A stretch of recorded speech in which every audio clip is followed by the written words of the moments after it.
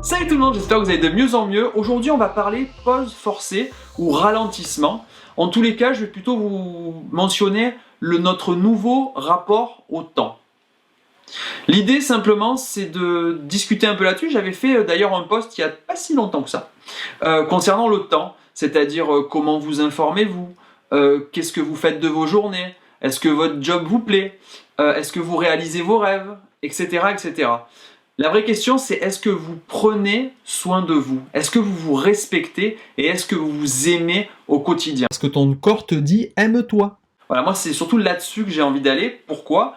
Parce qu'il y a des tonnes de solutions, mais des fois plus compliquées à prendre, donc on ne les prend pas et on les repousse à demain.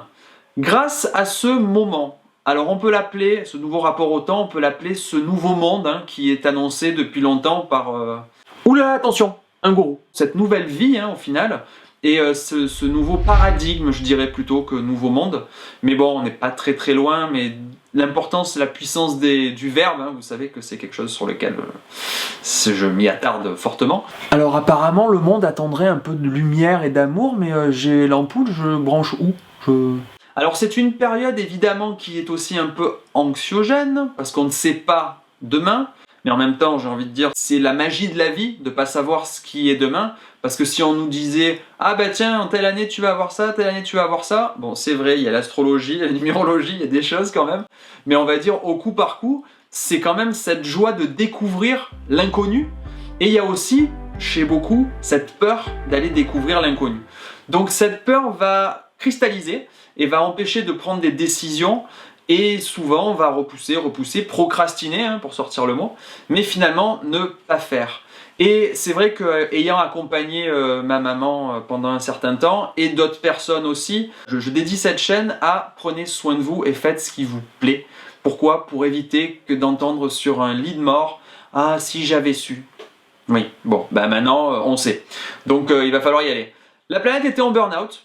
Elle prend un petit bol d'air pur et nous, à l'intérieur, ça va permettre de faire le nettoyage. En tous les cas, ça va permettre de se découvrir ou de se redécouvrir, que ce soit la famille, que ce soit le couple ou que ce soit la personne seule avec elle-même.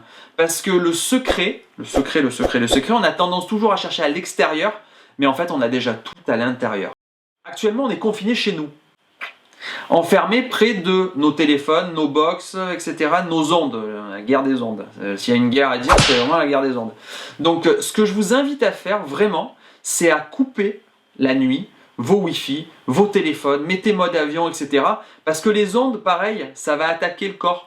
Et c'est pas terrible. Enfin, je me verrais même balader avec la tête dans le micro-ondes, quoi. Mais plus ou moins, c'est ce qu'on subit, soit avec les réseaux, soit avec nos box, qui, pour le coup, les réseaux, on peut pas faire grand-chose. Mais sur nos box et nos téléphones, on peut éteindre. Donc voilà, c'est un petit conseil. Je vais vous faire un paquet de vidéos, puisque, pour le coup, moi aussi, ça me laisse un peu plus de temps. Donc du coup, je vais vous faire des vidéos sur plein de choses. Et je vais essayer d'en publier régulièrement sur, en tous les cas, tout ce qui va vous permettre d'aller mieux et de mieux en mieux. Je vous souhaite le meilleur, bon courage à tous, vibrez haut, vibrez amour et lumière, et gardez en tête, tout est une question de vibration.